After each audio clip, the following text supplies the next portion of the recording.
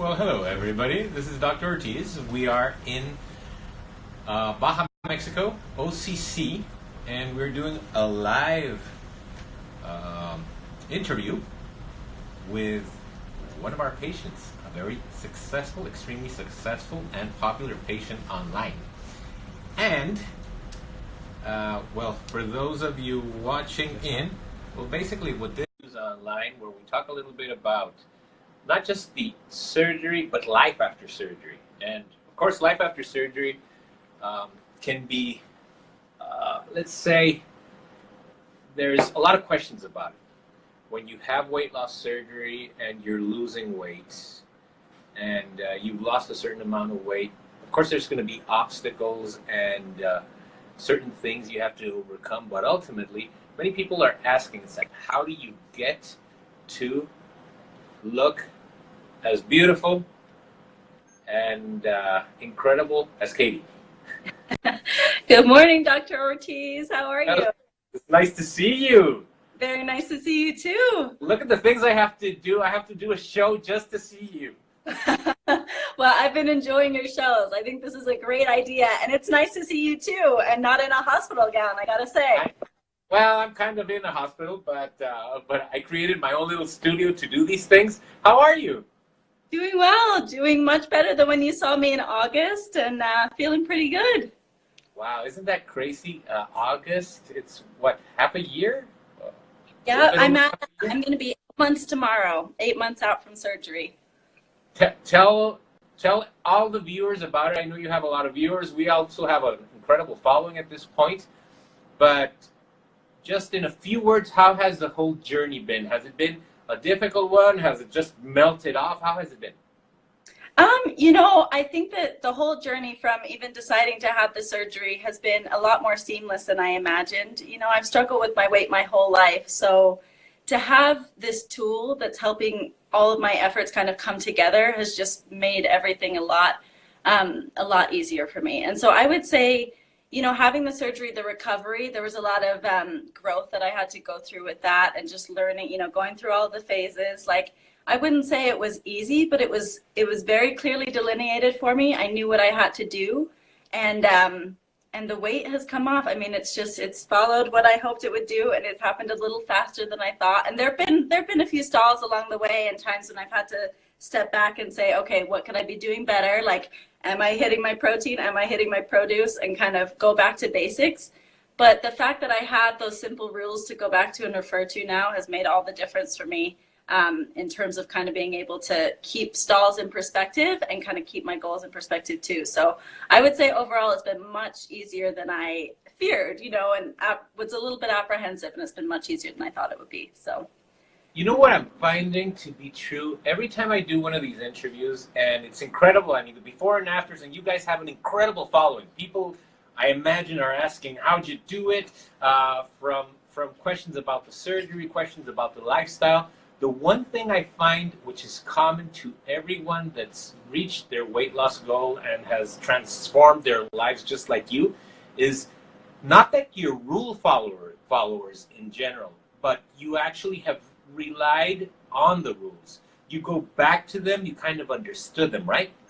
Absolutely. Yeah. I think for anybody who gets to the point, well, I can only speak from my experience, but also as I share this journey with my followers too, when you get to the point that you've struggled with your weight for so long that you're now looking at a surgeon like yourself and saying, I need a tool, I need something to help me overcome this chronic issue that I've really been struggling with my whole life, you're seeking those kind of guidelines and you're ready to follow them. You don't come to this decision easily, I don't think, for the majority of us. And so I think to lie down in front of you and put my life in your hands and say, take out 70-90% of my stomach, I'm ready to do this. It takes a certain place mentally that you have to be at. And so for me, like, there's been no question. I have my guidelines. I know what I need to do. The mental struggles come and go as I adjust to this whole journey, and my body adjusts as well. My mind tries to catch up with that.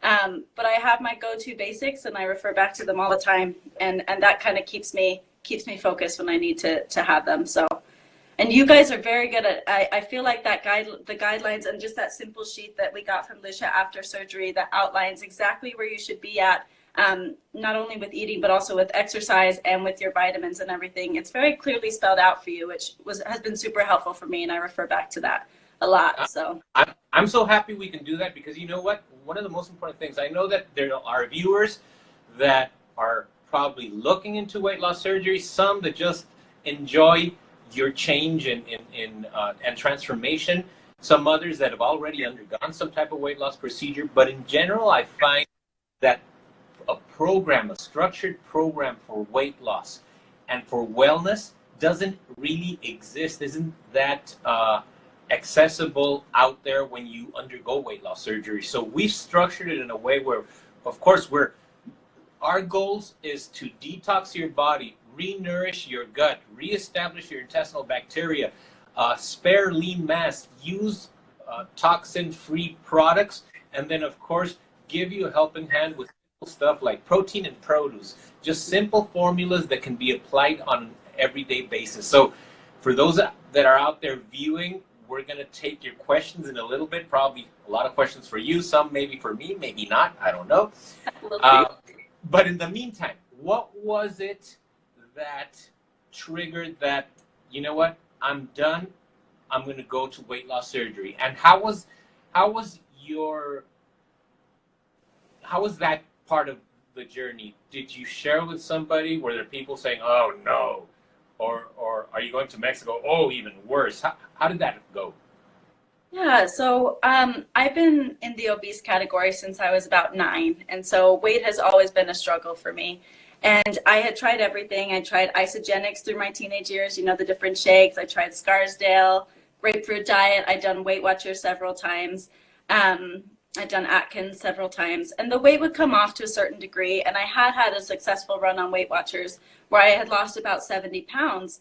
And I moved to South America subsequently for a few years. And when I fell out of my extremely regimented routine and my reliance on a lot of processed foods to kind of meet those point goals, the weight started to creep back on. And so I found myself kind of back where I had started. And, you know, I was following some of the basic rules I had learned with Weight Watchers, and the weight wasn't budging. So I went to see my nurse practitioner, and they did the blood work for and found that I had polycystic ovarian syndrome. And so that explained a little bit why I was having sort of slower losses than I would expect with the restriction and with how I was eating. And that for me, and combined with finding that I also had the insulin resistant component that sometimes comes with that, I had a borderline pre-diabetic hemoglobin A1C. So all those things kind of put together, combined with my own medical training. I'm a nurse practitioner. I'll be graduating next month. And so all of those, yeah, I'm excited. So all of those things kind of put together just made me realize that I was fighting a really uphill battle. And I think as I started to do more research and kind of look at the literature and look at people's stories I was following weight loss journeys on Instagram. So just generally people across the board, what they were doing to lose weight, and specifically polycystic ovarian syndrome, people who were trying to lose weight with that. And as I was looking at it, combined with my own education, I was realizing, like, physiologically, I'm fighting a really uphill battle to get this weight off, especially when I know I have over 100 pounds to lose. And for me, that kind of like clicked something in my head, because I realized this isn't about just like a failure of willpower anymore. Like, this is a battle that's a bit bigger than that. And I mean, I'm a little ashamed it took me so long to realize that, but it really did. For a long time, I put the onus of losing all of this weight on me and really feeling like a failure that I couldn't do it. And once I started to realize, like, the complex physiology that goes into it, I kind of gave myself a little break and said, I think I need to look at other tools that are a little more realistic to keep this weight loss off sustainably. And sustainably is a key word for me, because as I mentioned, I had done it before, and I know many of us have done it. You know, we probably lost 3 people in the course of our lifetime. But really for me, it was like, how am I going to keep this off this time, and what's going to be different? And so that for me was what led me to look at weight loss surgery. Specifically, as I was looking at the weight loss journeys, VSG started to come up. And I had always felt like bypass was a little invasive for me, in the sense that I was a little nervous about the malabsorptive component of it. And so the sleeve gastrectomy, as I researched it, I was like, this is a kind of a happy medium. Like, I think this gives me the restriction I need. I think I have enough knowledge about nutrition that I could hit the ground running with something like this.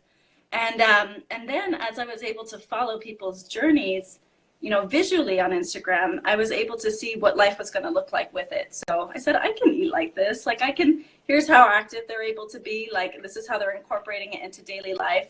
And so that combined with looking at the literature and realizing like weight loss surgery has some of the best outcomes at the 5 and 10 year mark for patients keeping weight off, especially the more weight they have to lose, it just kind of came together for me that way.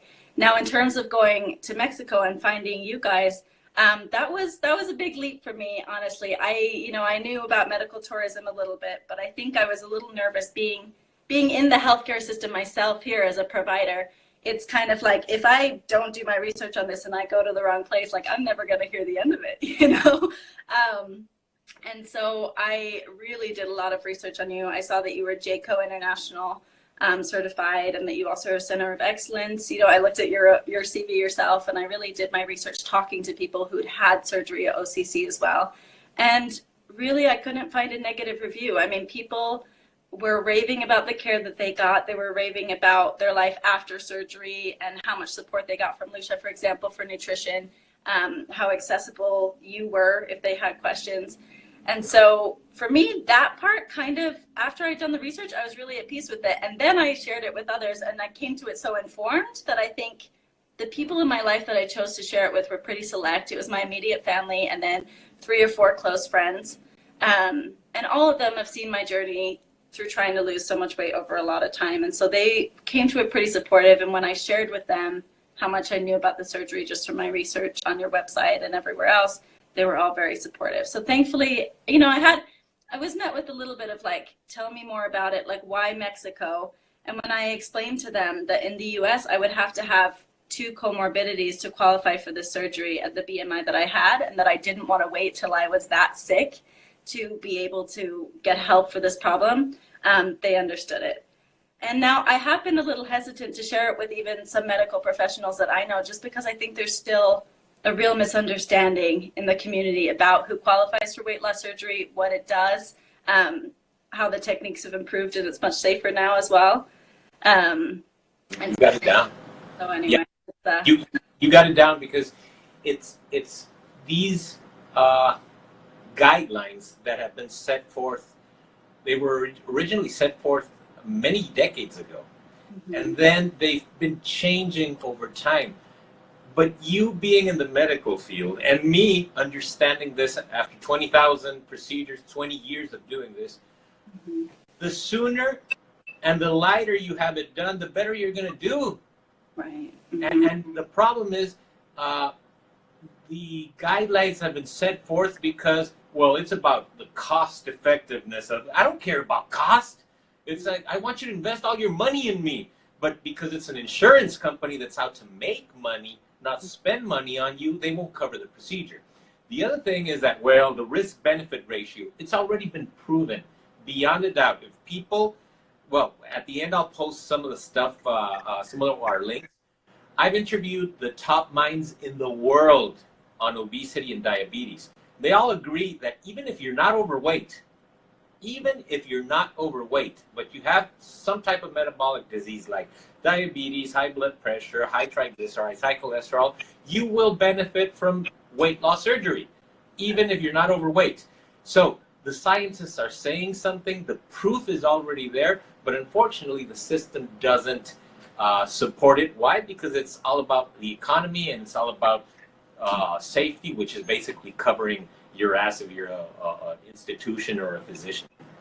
Yes, exactly. And it's also so much about, I think clinicians don't feel well prepared to even, we're struggling to even address obesity in a meaningful way clinically and let patients know about pharmacotherapy and bariatric surgery. And clinicians have a long way to go, I think, in general, about learning who qualifies and learning those benefits when they're not as up to date on evidence-based practices they would hopefully be. So I think we've got a long way to go, but it really makes me feel for patients who go through their entire life in a health system, you know, chronically obese, and then get to the point where they've got comorbidities, and now we're talking about it if they could have had this intervention much sooner. It makes me really sad to think about, honestly. So yeah. I'm very, very fortunate that I was able to find you guys sooner rather than later. So.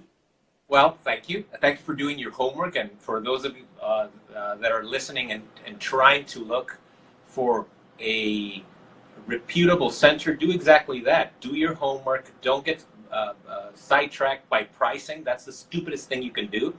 And if you do, you might end up paying more, not just because you might require a second additional procedure center, which is what I do. I fix a lot of patients that went to El Cheapo Center, and 2 years they come back and they've got a failed procedure.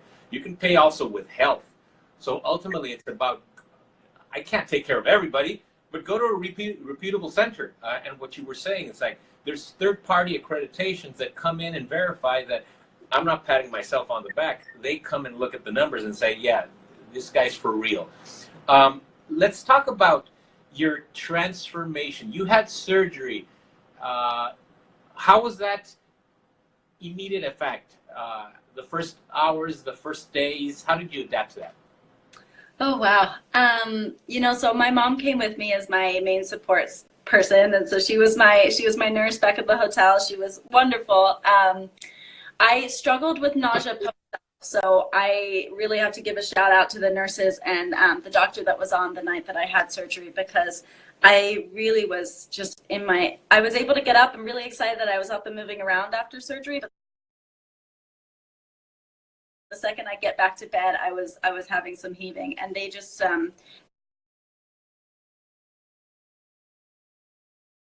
they saw some of my anxiety, because of course I was terrified that I was going to rip your beautiful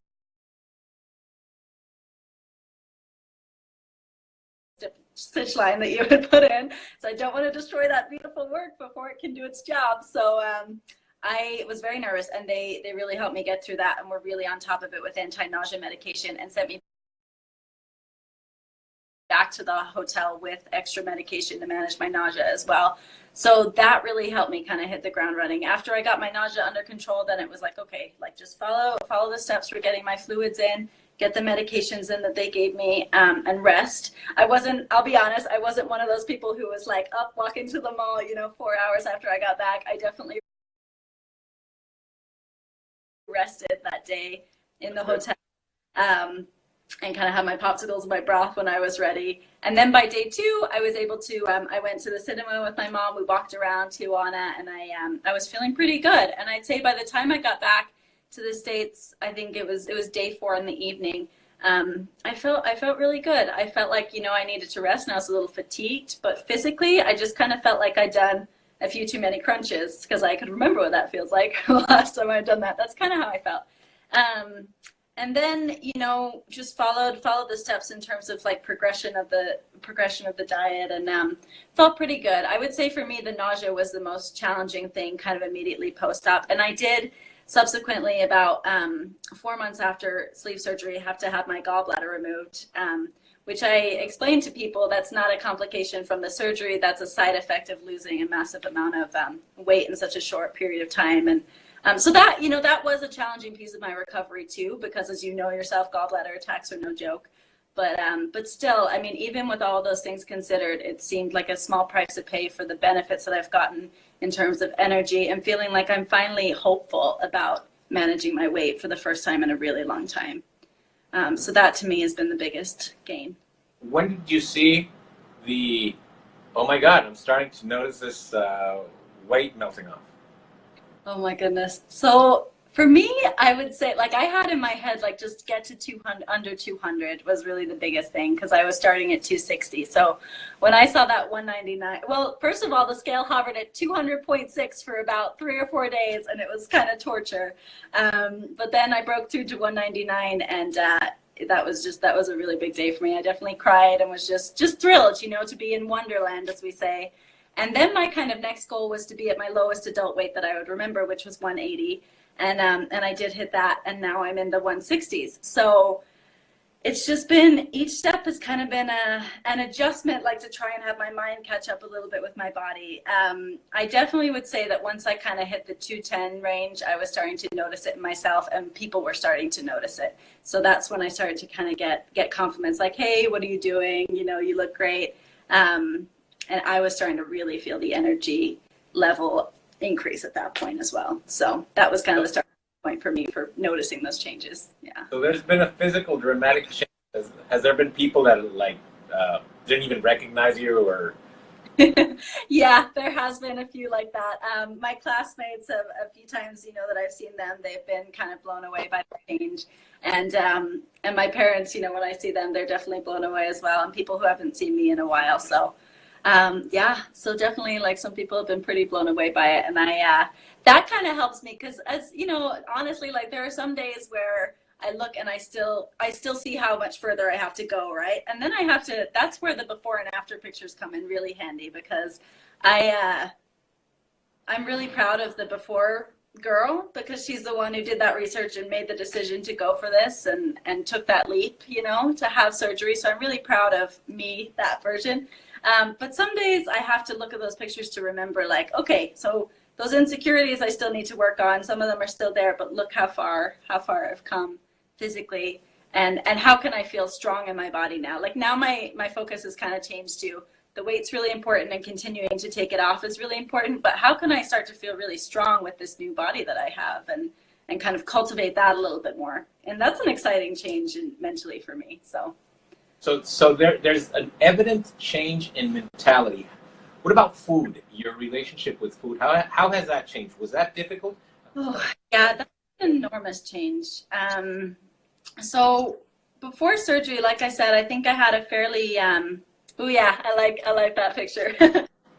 Before surgery, like I said, having gone through so many diets, I had a pretty good understanding of nutrition, but my issue was really quantity. Like, I would have the whole grain rice, and I'd have, you know, veggies through it and my chicken, but I just wasn't ever satiated. I wanted that fullness, and I was really a volume eater. And so for me, that has changed in an enormous way. Obviously, I can't have that kind of volume anymore, so I have to be really thoughtful about what I put in my body, which is where I go back to the protein and produce guidelines. And it's really, even on days where mentally, like, I want to have a treat or something, the limitation is really there. So for example, I was back visiting family in Ireland about a few months ago, and I love the Cadbury's chocolate. And, you know, we used to get big Cadbury's chocolate bars, and I had 3 squares, and I listened to my body, and it said, you're done. Like, you're not going to feel good if you have another square.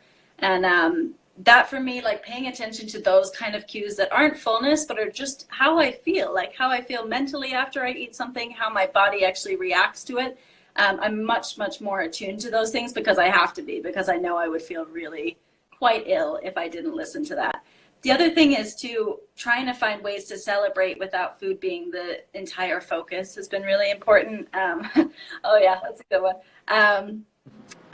Because I'm still able to go out with friends, or just recently, you know, my mom's birthday, and I'll just order protein and have a little bit of veggies off someone else's plate, maybe 2 fries off someone else's plate. So you can still do those things, but I think for me, it was a little difficult at first, because you go out and you'd be looking forward to a meal, and it's over kind of within 2 minutes if you don't take your time, because you're done. Like, there's no more space, you know. That part can take some adjusting, like, and it can take some adjusting for the people that you're with as well. As you can see there's my boyfriend and I sharing breakfast, and I typically will just get a side and have a little bit of what he has, and that's how I've kind of found a balance with it. But food is definitely fuel. Like, I know it's going to have repercussions for how I feel, and that's kind of my driving thing at this point. And the surgery just makes that easier. It makes it easier. So, have your taste buds changed? Yes, absolutely. So salt and sweet, I just feel very attuned to now. For example, I used to the Costco chicken breast, for example. I find them extremely briny now and extremely salty, to the point where I can't eat them anymore. So I tend to go more for organic meat, because now I know that the amount that I'm having, yes, I know you'll be happy with that. The amount that I'm having, it's worth it to me to have quality protein. I know I'm not going to be getting very far with it. That's probably, you know, two of those is probably going to last me a week. So I just make sure I get quality protein, which has made a difference in terms of how much I enjoy it when I eat it as well. So, and food-wise, trying to have a lot more veggies and make them delicious has helped too. So. And at this point, since the portions are smaller, you can go organic, and you're not actually spending that more. Organic is extremely important. I did an interview of a very important gentleman. This is a researcher that in the 80s figured out that if you did weight loss surgery on a patient that was diabetic, or somebody that had high blood sugar, that their problem would be resolved 2-3 weeks to 3 months later. In other words, the disease would revert. So he wrote a paper that said, who would have thought it, Who would have thought it that doing weight loss surgery on a diabetic patient would cure him? This was in the 80s. So I interviewed him. We've got like 40,000, maybe 50,000 views already. I was at Oxford University lecturing, and he was one of the professors there. And he was talking about the importance of some environmental factor that's poisoning our gut that is probably producing this epidemic of obesity, diabetes, cancer, multiple sclerosis, Parkinson's, HD, autism, etc. All these chronic diseases that have progressed since the 80s and are now epidemic proportions, including obesity, which is hitting pandemic proportions all over the world. So the interesting thing is that he was talking about some type of environmental factor that is affecting our intestinal bacteria and in turn is creating these toxins that are creating disease. So for those that are not believers, the science is proving that there's an intimate relationship with the quality of the food you eat, the contaminants it has, and the state of health you have. So if you're undergoing weight loss surgery and for instance, with you, we gave you a product that was going to assess, it was going to reinforce your gut bacteria, your gut health. It was going to directed focus to increasing muscle mass and sparing lean mass in general. So that was a protein shake we gave you. But most importantly, we've looked for products that have a toxin-free profile. In other words, I'm not going to give you a protein shake that has no toxin profile, because if you concentrate the protein, you're going to concentrate the toxins. Everybody online, a lot of patients say, well, I don't want to go with this one because it doesn't taste like I wanted to, so I'm going to go with that one. Has anybody really researched? Go online and research all those products out there. They are full of concentrated toxins. And this program you were on was remove toxic load, reestablish a good intestinal health, promote muscle mass. And right now, if you're eating organic, that is awesome because you're keeping your intestinal bacteria where it should be, healthy. Yeah, absolutely. So that's been a big help. And like you said, it's been fairly affordable with the quantity that I can eat. So plus how much I'm saving when I go out to eat, splitting everything. So it definitely, it's manageable. So how about exercise? How has that changed? Yeah, so I will be honest, I stayed away from a lot of cardio kind of for the first 3 to 6 months. I did walking, but I didn't do anything intense. I didn't really do the elliptical that I had done so much before surgery, because I was kind of managing my gallbladder issue a little bit and some of the fatigue and being a full-time grad student. So walking was kind of what I could get in, and so that's what I did, about 20 minutes a day to start. And I just felt so much lighter. I mean, there's just a huge change, even like walking, short distances before would sort of wear me out. So I feel like running up the stairs, things like I would have been self-conscious about doing now, I do without even thinking about. But I've been incorporating Zumba. So Zumba is something that I love. It helps me mentally, it helps me physically. So that's kind of my go-to exercise, Zumba, and then the Bollywood dancing classes. I just feel like the hour goes by really fast. And for me, again, kind of looking at that sustainability piece, like it's something I feel like I can do forever because I enjoy it.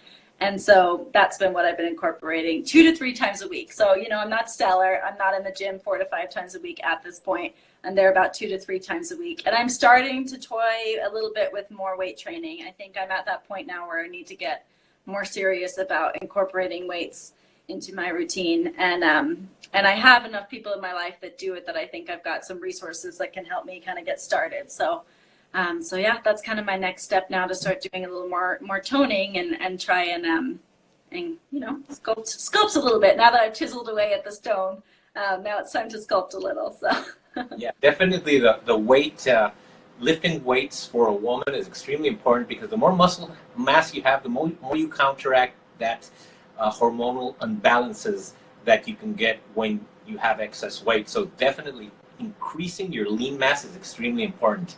I kind of follow your lead because this weekend I was in Mexico City and I danced like for 5 hours. That's got to be like the best exercise. It was nonstop, man. I couldn't even get my air, but I was like, oh, I gotta keep on dancing. That's just I could breeze through hours and hours of dancing. Exactly, and the endorphins get going too. You feel pretty good. So well, there was some tequila involved, but well, anyways. There you go. That helps too. So one question: what type of questions do you get often from your followers? Yeah, I would say because my followers are kind of across the spectrum, a lot of them are maybe doing Weight Watchers because I've shared my story with Weight Watchers as well, or they're starting to contemplate sleeve gastrectomy or weight loss surgery. So a lot of the question is, where did you have it done? How did you choose to go to Mexico? What has so what has it been like?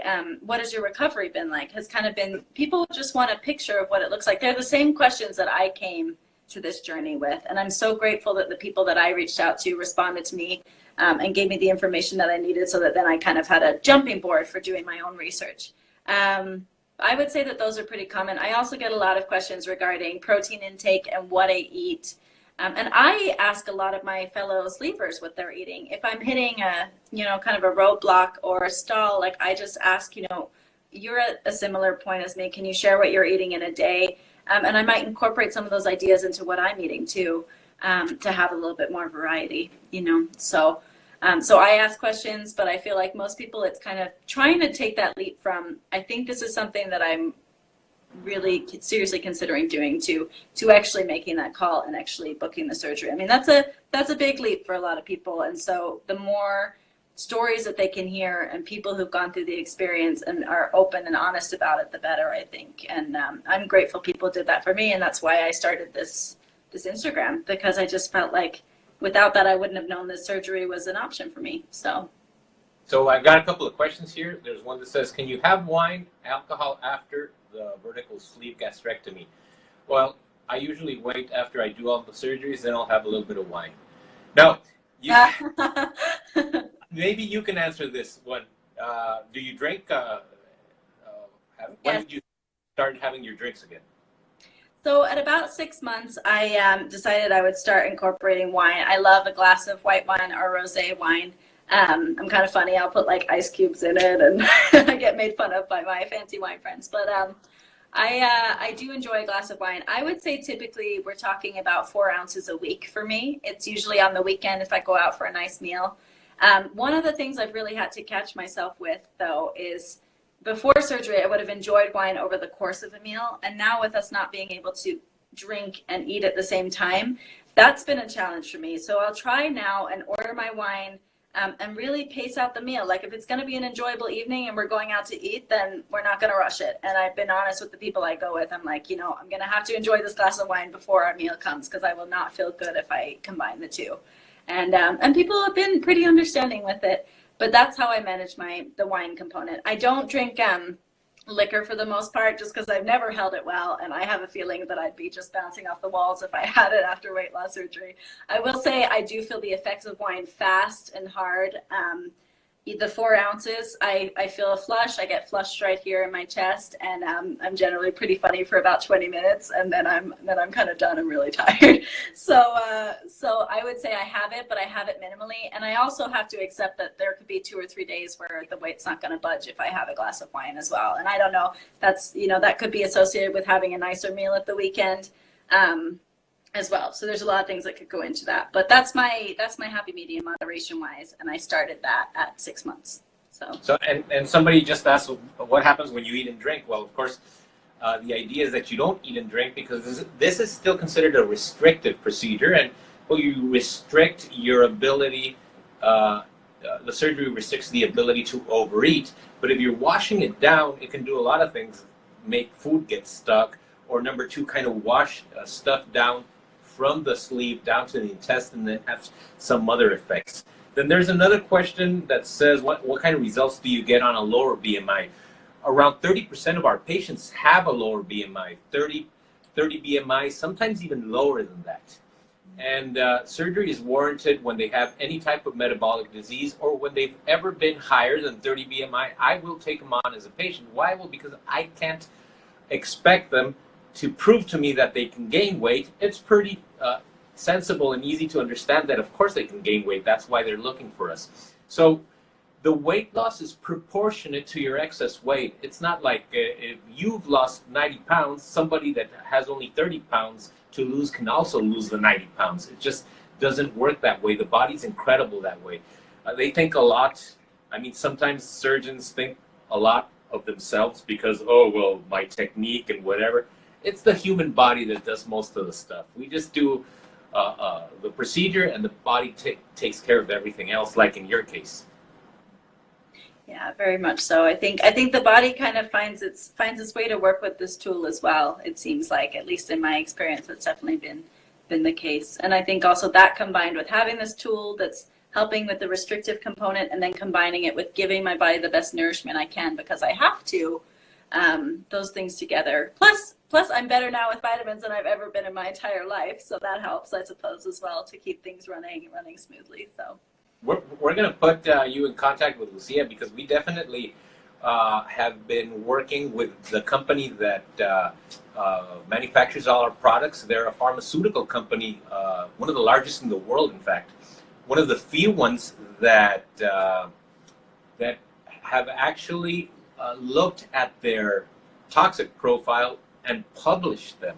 So they gave us the toxic profile on the vitamins, on the protein shakes, and that's exactly what I want for my patients. So I definitely want to have you interact with our nutritionists and talk about nutrition, wellness, supplements, vitamins, protein shakes, probiotics. But one question to kind of wrap up, because we're almost there. How far are you from your weight loss goal? Extremely important. And are you losing weight right now? How's that looking for you now? yeah, that's a really good question. I have been contemplating my happy place weight now for a while, because as I mentioned before, it was like 200, then it was 180, and now it's starting to be like it's almost like I'm finally allowing myself to dream a little with what it would look like, right? A weight that I've never seen before. So I've kind of said, I'm 5'4". I think I carry my weight fairly well, but I would like to be about 140. I think that would put me around the 30% body fat goal that Lucia has for me. And so that's kind of that's the long haul right there, is about 140, I think. And that's hard for me to wrap my head around, because I don't think I've been 140 since I was probably 11 or 12. Wow. It's not a weight that I've ever seen, right? So yeah, I think 140. I would say that definitely the 170s have been a little bit slower. It's taken a little bit more time to kind of get through, I call them like decades of weight. But it's still moving, and I go back to those basics when I need to. And I have to accept that the closer I get to where my body kind of feels good, the more time it's going to take me. And that's why reframing my focus on feeling a little bit more stronger rather than exclusively on the weight is sort of where I'm at right now a little bit.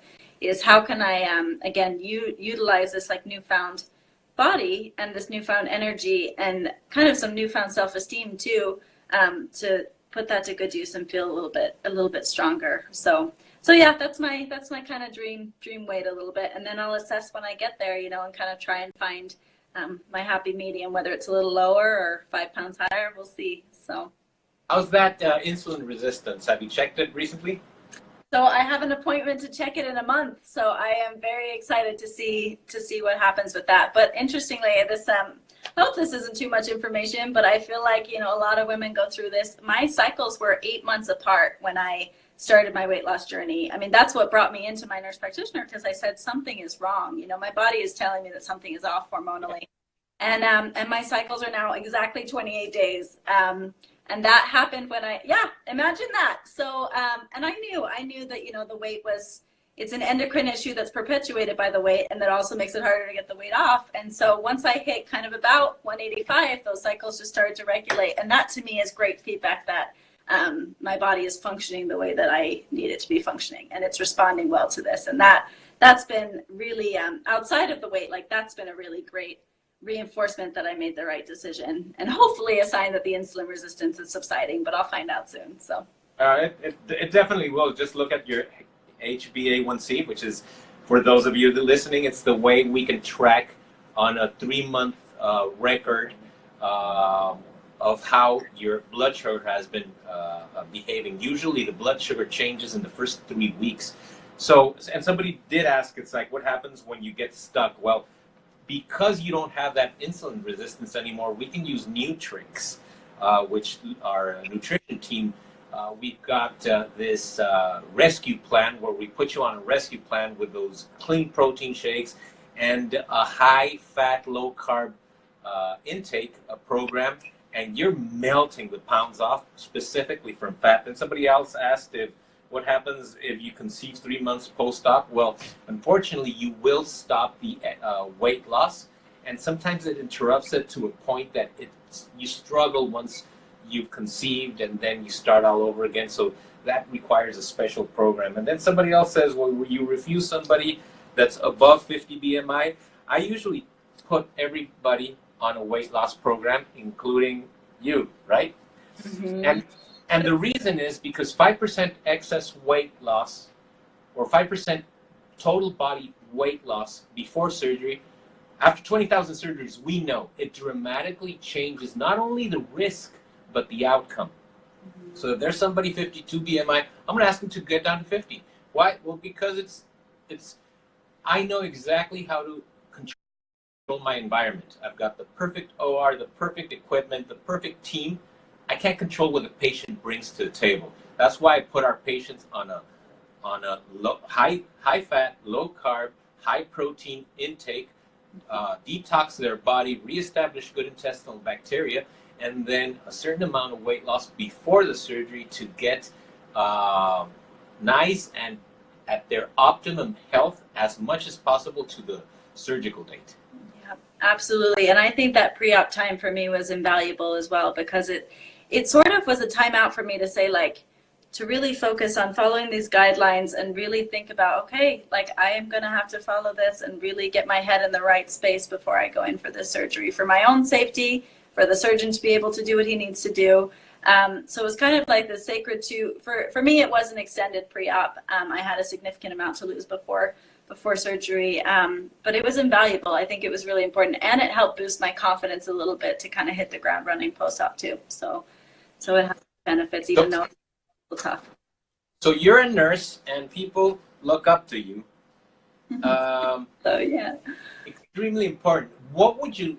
I want to do this again, and if you're open to it, why don't you ask your community for like 10 of the most, and you can select the questions, but most importantly, a topic, a specific topic, or several topics where we can touch upon in our next Instagram live, and we can discuss those. And because you're already going to be graduated and stuff, we'll be able to talk the same terminology, you know? Yes, it'll be fun. We can nerd out together. But yeah, that sounds like a great idea. I'll put it out to my followers and see what they think, see what some of their questions are. So. All right, last question, the most important one. Any regrets? Definitely not. No, that's an easy one for me.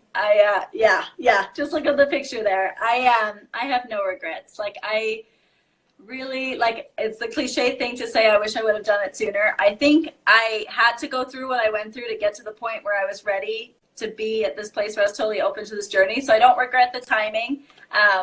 But gosh, I just, it's been night and day. Like, after having struggled with my weight my whole life, to have a tool that's helping me get to my goals and really being effective is just invaluable. So I definitely don't regret it. Even on the days where it's a struggle, like, I really don't regret it. So I could tell you that I would want to share with you how I feel every day when I come to work, knowing that we've touched so many lives through our program, through weight loss surgery, people traveling outside the country, from the US, Canada, everywhere else in the world, coming to Baja, doing surgery, going back home, enjoying their success. But I'm pretty sure you kind of feel that way now because you've got all this group, all these followers that in very many ways are relying on you, on your knowledge, and on your weight loss journey to take the next right steps. So I think you feel that as well. There's hearts pouring. Right oh, there they are. Yes. Yes, it is. It's really nice to be able to share this journey and share as I learn and go along with things. And for people who are at the beginning, to share with them some of my challenges, some of what's gone well, you know, mentally what I'm going through, physically what I'm going through. It's very rewarding to be able to share that and give people some goals. And I'm so grateful for the people who did that for me. And I'm very grateful to OCC for making the surgery accessible to people like me, and for making your process so transparent as well. That's truly been invaluable, and it's an invaluable resource. And I'm very, very grateful to you and the whole OCC staff across the board. I got excellent care, and I can say that as a clinician myself. It's inspiring care that I hope I can bring to my patients too. So we're very proud of you, and congratulations on your finalization and graduation. And for those of that are looking on, we'll do something maybe in the next couple of weeks. It just depends on how you can arrange your time. And we'll figure out some topics, and then we'll discuss a little bit more. But in the meantime, congratulations. You look incredible. Thank you very much, Dr. Ortiz. Look, I brought my coffee cup, so cheers to you. Salud. Hey, look. Oh, wow. There you go. That was a gift. It's the place where I'm making one like that. I like it. All right. All right. Take care. Thank you.